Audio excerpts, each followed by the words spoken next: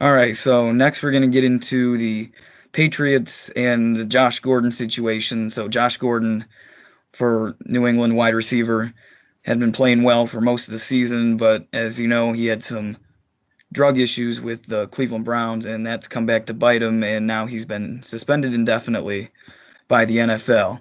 So, Zai, what you got to start on this one? Very interesting here. Well, this is tough for me because obviously everybody knows the Patriots are my team, and we needed Josh Gordon to win the Super Bowl. He was a big piece.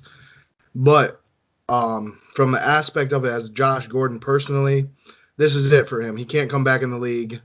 And when you start to really look at the story to find out that the Patriots had people in place in his life to watch him, and that during the bye week he kind of snuck out of their security and did it, like just some terrible decisions by him. And I do agree with the people that say, hey, they hope the best for him and they hope he gets better. I do agree with that, but some people, you hear him talk about how if you haven't been through depression, you wouldn't know. But man, he's been given too many chances to begin with, and then he got put on a team that has a chance to win, and you're around some great people, great leaders in Belichick, Brady, even McDaniels, like Edelman, all these guys are just great people to be around, like hard workers, high character guys on and off the field.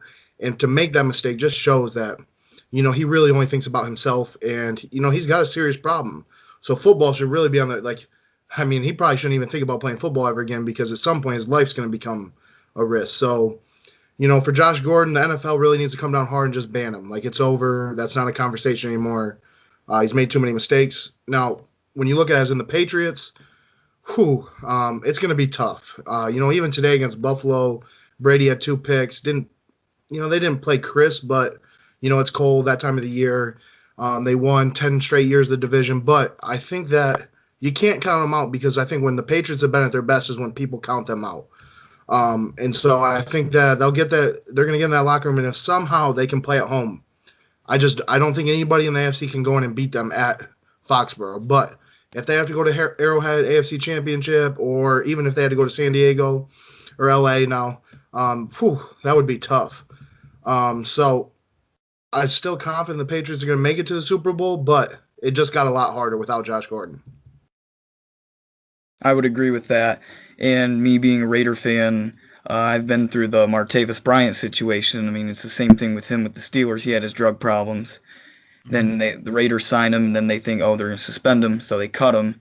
Then they give him another second chance, and he does okay with the Raiders. He had that good game against Cleveland, but I mean, with these guys with the drugs and stuff, you can't really give them a second, third, fourth, fifth chance. With Josh Gordon, he's like you said, a great player, great talent on the field for the Patriots, but you can't be doing stuff like that. And I mean, I believe the NFL did suspend him indefinitely, as well as Martavis. So I mean, those are just things that you got to try your best to stay out of. And then with the Patriots, like you said, it's going to be a tougher run. But they play the Jets this Sunday. They should beat them pretty handily, so they will definitely get a home game in the playoffs. It's just a matter of if they'll get a bye or not. I believe with the Chiefs, I think my Raiders somehow have to go in there and beat them and give the Patriots the 2 seed, or somehow, however that works with the 1 seed, with the Chargers losing. So, however, all that works out. But, with the Patriots, I think they can make a Super Bowl run if they're in Foxborough, because if they're playing at Kansas City, forget it. If they're at the little soccer stadium, well, they have a chance. But, again, playing on the road, it's a lot tougher in the NFL to win on the road than it is at home, especially in the playoffs. You're right about that. Talking about Josh Gordon, I mean, just feel like, as I said, some people feel bad. I think we all kind of feel bad. Like, I do feel bad for the guy, with his addiction problem. And, this is what, second, third, fourth, fifth, opportunity he's had. He really had a great opportunity when the Pats picked him up. I'm like, wow, he's going to be dangerous. Tom Brady hooking up with him, and we started to see glimpses of that, And I was like, once they hit the playoffs, we're going to see, like, an extra gear hit, and that they're just going to be dynamic. And sadly, that's not going to happen anymore since he's suspended. But I'm going to disagree with you both. I think he has so much talent that someone's going to give him one more shot. Some team, that needs a wide receiver, Lions kind of, I mean, they got Galladay and Marvin Jones, but some team that needs a wide receiver might take one more chance on him. But, like you said, like, the Patriots gave him a great chance. Winning team, winning mentality franchise, and, to go behind the securities back and stuff. So, obviously, it's going to be hard for him, but I think he's going to get one more chance. And hopefully he takes advantage of it, and we'll see, in the coming weeks and months what happens with that. Talking about the Patriots, I made predictions about who was going to make the Super Bowl, early on in the season. Probably, I think it was like during the preseason. And I had the Rams and the Patriots in the Super Bowl. But now, after thinking about it, and now with losing Gordon, I'm going to make the bold prediction and say that the Patriots are going to get knocked out first round, whether or not they're home or away. Even if they're in Foxborough, they're going to lose. I like Tom Brady because he's from Michigan, we're from Michigan right now. So I've been a fan of him. But, and he's always going to be, the greatest quarterback of all time. But something about this year, they've still had a really good year, but something tells me, if they got to, play the Colts or Texans or whoever they play, they're going to get knocked out. Well, I have to disagree with it. If they're at home, probably the only team that scares me if they're at home is Baltimore. And that's just because Lamar Jackson is balling right now. And the Ravens have always seemed to play the Patriots tough in the playoffs.